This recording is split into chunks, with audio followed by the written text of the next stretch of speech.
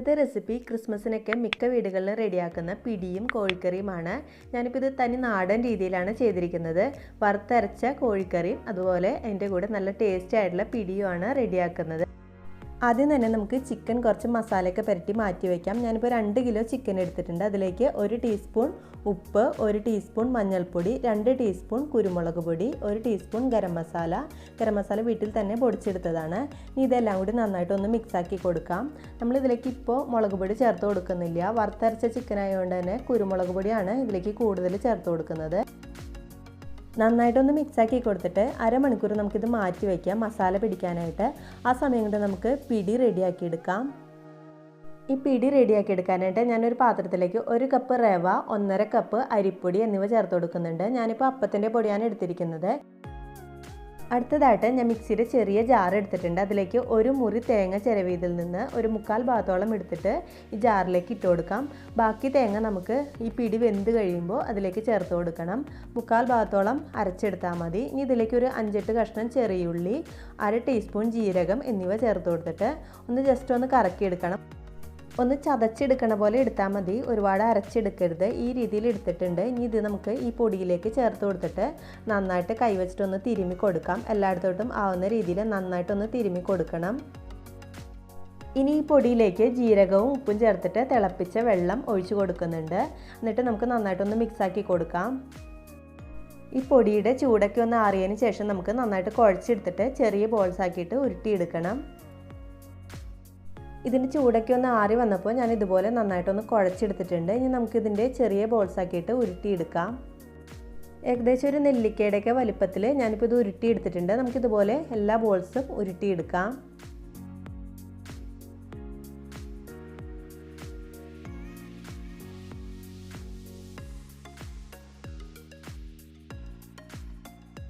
ഇപ്പോൾ എല്ലാ ബോൾസും അതുപോലെ ഞാൻ ഉരുട്ടിയെടുത്തിട്ടുണ്ട് കേട്ടോ. ഇനി നമുക്കിത് തിളച്ച വെള്ളത്തിലിട്ടിട്ട് വേവിച്ചെടുക്കണം. ഞാൻ ഉപ്പും ജീരകവും ചേർത്തിട്ട് വെള്ളം തിളപ്പിക്കാനായിട്ട് വെച്ചിട്ടുണ്ടായിരുന്നു.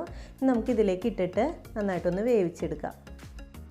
ഈ വെള്ളം ഒന്ന് നന്നായിട്ട് തിളച്ചതിന് ശേഷം മാത്രം വേണം ബോൾസ് ഇട്ട് കൊടുക്കാനായിട്ട്. അതുപോലെ ബോൾസ് ഇട്ടതിന് ശേഷം അപ്പം തന്നെ ഇളക്കി കൊടുക്കാനായിട്ട് പാടില്ല. ഈ പാത്രം ഒന്ന് ജസ്റ്റ് ലെവലാക്കി കൊടുക്കാം, അല്ലാതെ ഫുള്ളായിട്ട് ഇളക്കി കൊടുക്കരുത്. നന്നായിട്ടൊന്ന് തിളച്ച് വെന്തതിന് ശേഷം മാത്രം ഇളക്കി കൊടുത്താൽ മതി.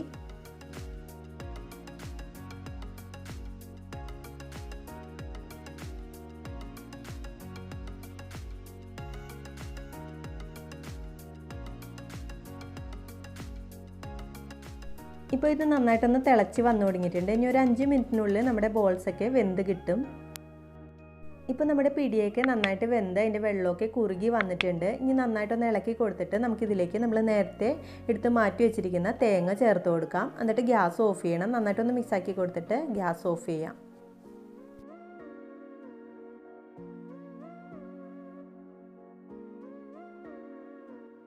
ഇപ്പോൾ നമ്മുടെ തനി നാടൻ രീതിയിലുള്ള പിടി റെഡി ആയിട്ടുണ്ട്. ഇനി അടുത്തതായിട്ട് നമുക്ക് ചിക്കനിലേക്ക് വറുത്തരച്ചെടുക്കാനുള്ള തേങ്ങ ഒന്ന് വറുത്തെടുക്കണം.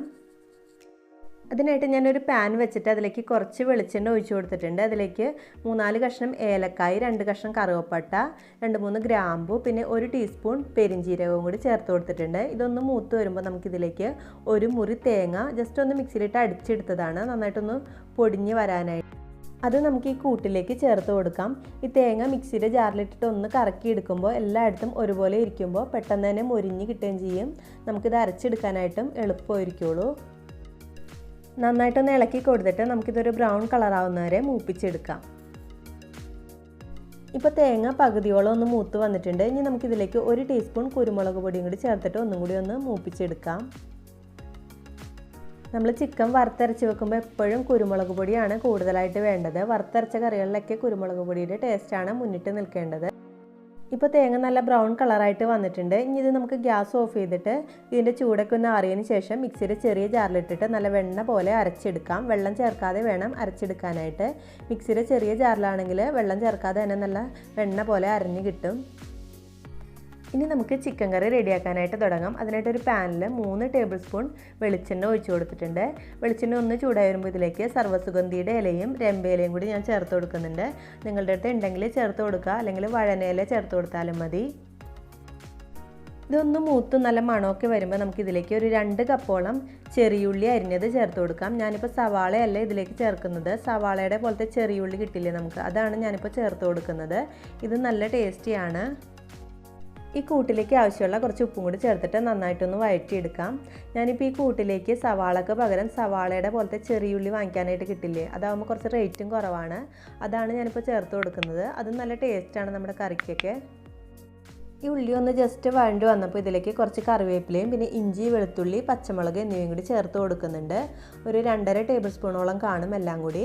ഇനി ഇത് നന്നായിട്ടൊന്ന് മിക്സ് ആക്കിയിട്ട് നമുക്ക് ബ്രൗൺ കളറാവുന്നവരെ വഴറ്റിയെടുക്കാം.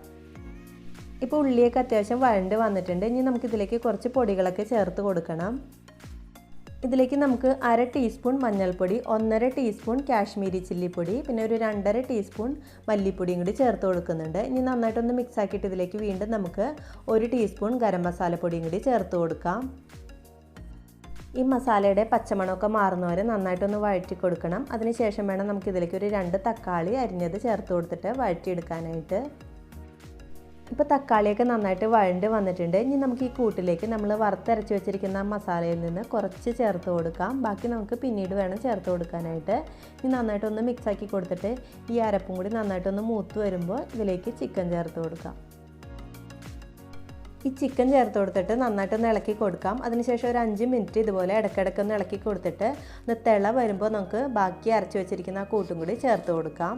ഞാനിപ്പോൾ വെള്ളം ഒട്ടും ചേർക്കാതെയാണ് ഈ മിക്സിയുടെ ജാറിൽ അരച്ചെടുത്തിരിക്കുന്നത്. നമ്മൾ ചെറിയ ജാറിലിട്ടാണ് അരക്കണമെന്നുണ്ടെങ്കിൽ വെള്ളമൊന്നും ഇല്ലാതെ തന്നെ നന്നായിട്ട് അരഞ്ഞ് കിട്ടും.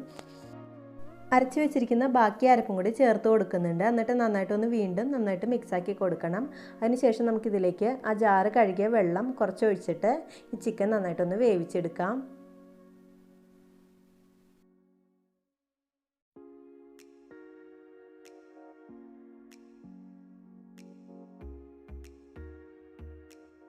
ഇപ്പോൾ ചിക്കൻ കറിയൊക്കെ നന്നായിട്ട് തിളച്ച് വന്നിട്ടുണ്ട്. ഇനി നമുക്കിതൊന്ന് അടച്ച് വെച്ചിട്ട് വേവിച്ചെടുക്കാം. ഫുള്ളായിട്ട് അടച്ച് വെക്കേണ്ട, ഒരു 1/4 ഭാഗത്തോളം അടച്ച് വെച്ചിട്ട് വേണം നെയ്യ് തിരിച്ചിട്ട് വേവിച്ചെടുക്കാനായിട്ട്. ഒരു 15 മിനിറ്റൊക്കെ കഴിയുമ്പോൾ നമ്മുടെ ചിക്കൻ നന്നായിട്ട് വെന്തിട്ടുണ്ടാവും. ഒരു മീഡിയം തീയിലിട്ടിട്ട് ഇടയ്ക്കിടയ്ക്കൊക്കെ ഒന്ന് ഇളക്കി കൊടുത്തിട്ട് വേണം നമുക്കിത് വേവിച്ചെടുക്കാനായിട്ട്.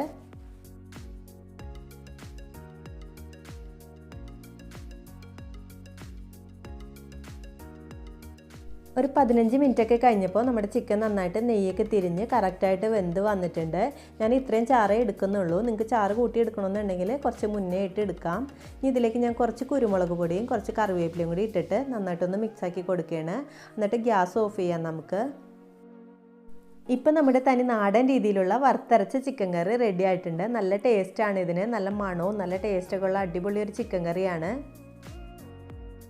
ഈ പിടിയും ചിക്കൻ കറിയും സൂപ്പറായിട്ടുള്ളൊരു കോമ്പിനേഷനാണ്. ഞാനിപ്പോൾ ഇതൊരു പാത്രത്തിലേക്ക് വിളമ്പുന്നുണ്ട്. ഈ പിടി തന്നെ കഴിക്കാനായിട്ട് നല്ല ടേസ്റ്റാണ്. അപ്പോൾ ചിക്കൻ കറിയും കൂടി കൂട്ടി കഴിക്കുമ്പോൾ എന്തായിരിക്കും ടേസ്റ്റ്. അപ്പോൾ എന്തായാലും ഈ ക്രിസ്മസിന് നിങ്ങൾ എന്തായാലും ഒന്ന് ട്രൈ ചെയ്ത് നോക്ക്. എൻ്റെ ഈ ഒരു ചിക്കൻ കറിയും പിടിയും ഒന്ന് ട്രൈ ചെയ്ത് നോക്കണം. നിങ്ങൾക്ക് ഈ റെസിപ്പി ഇഷ്ടപ്പെടുകയാണെങ്കിൽ ലൈക്ക് ചെയ്യാനും കമൻറ്റ് ചെയ്യാനായിട്ട് മറക്കരുത്. അതുപോലെ ഈ ചാനൽ ആദ്യമായിട്ടാണ് കാണുന്നതെങ്കിൽ സബ്സ്ക്രൈബ് ബട്ടൺ ഒന്ന് ക്ലിക്ക് ചെയ്യാനായിട്ട് മറക്കല്ലേ. താങ്ക്